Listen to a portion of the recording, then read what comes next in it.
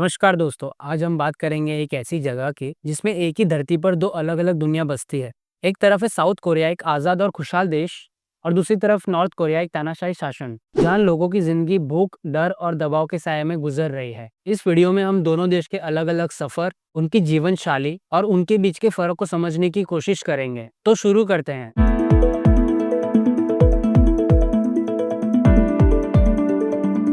1945 world war 2 के बाद Korean peninsula दो अलग हिस्सों में बंट गए। एक तरफ सोवियत यूनियन की तरफ से कम्युनिस्ट नॉर्थ कोरिया और दूसरी तरफ यूनाइटेड स्टेट्स के समर्थन से डेमोक्रेटिक साउथ कोरिया। तब से लेकर आज तक दोनों देशों के लोग एक ही मुल्क के होते हुए अलग अलग सफर तय कर रहे हैं।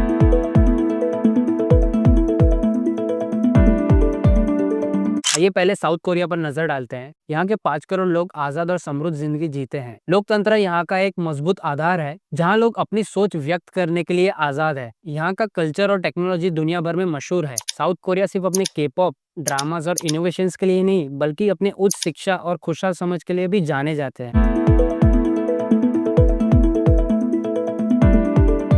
वहीं नॉर्थ कोरिया, जो अपने आप को democratic people's republic of Korea कहता है, दुनिया का सबसे बैंड और टोटलिटेरियन देश है। टोटलिटेरियन मतलब एक ही पॉलिटिकल पार्टी होती है जो सब कंट्रोल करती है और किसी अपोजिशन पार्टी को आने भी नहीं देती। यहाँ के 2.5 करोड़ लोगों की जिंदगी एक कैद खाने के बराबर है। फ्रीडम ऑफ स्पीच और रिलीजन का कोई कॉन्सेप्ट नहीं है और लोग अक्सर भूख और माल न्यूट्रिशन का सामना करते हैं। यहाँ पर आजादी का नाम भी नहीं सुना जाता।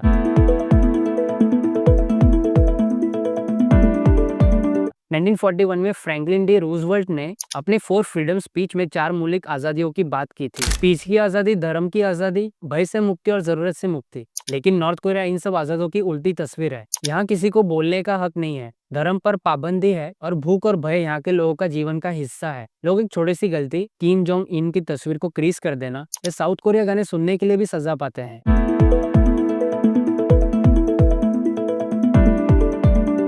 नॉर्थ कोरिया में डर हर जगह है। सत्ता में बने रहने के लिए किम जोंग इन और उनके पूर्वजों ने अपने लोगों पर अत्याचार की सीमा पार कर दी है। यहाँ आर्बिट्ररी अरेस्ट, डिटेंशन और पब्लिक एग्जीक्यूशन एक आम बात है। एक यूनाइटेड नेशंस की रिपोर्ट के मुताबिक नॉर्थ कोरिया के डिटेंशन कैंप में लगभग 1.5 लाख लोग अभय जीवन जीने के लिए मजबूर है। सबसे ज्यादा डर उन पब्लिक एग्जीक्यूशन का होता है जहाँ छोटे बच्चों तक को इन एग्जीक्यूशंस को देखने के लिए मजबूर किया जाता है, ताकि वो सीख सके कि रूलर्स के खिलाफ आवाज उठाने के लिए कैसे मौत को बुलाने के समान है। नॉर्थ कोरिया में एक और खौफनाक प्रथा है, जनरेशनल पनिशमेंट। इस प्रथा के हिसाब से कोई एक व्यक्ति पॉलिटिकल क्राइम करता है तो उसके माँ बाप और बच्चों तक को यह सजा दी जाती है। कई लोग इसके चलते system of labour camps maintain by the Soviet union में भी अपनी पूरी जिंदगी बिताने के लिए मजबूर है। यहाँ तक कि डिप्लोमेट्स को अपने बच्चों को हॉस्टेज के रूप में छोड़कर काम करना पड़ता है। जो लोग नॉर्थ कोरिया से भागने की कोशिश करते हैं, उसमें महिलाएं अक्सर ट्रैफिकिंग का शिकार बन जाती है। चाइना में इनको स्लेवरी में बेचा जाता है और कई बार रूरल एरियाज में इनकी शादी जबरदस्ती कर दी जाती है। एक रिपोर्ट के मुताबिक यहाँ लड़कियों को 1000 युआन में बेच दिया जाता है। इस पूरे साइकिल में महिलाएं अक्सर साइबर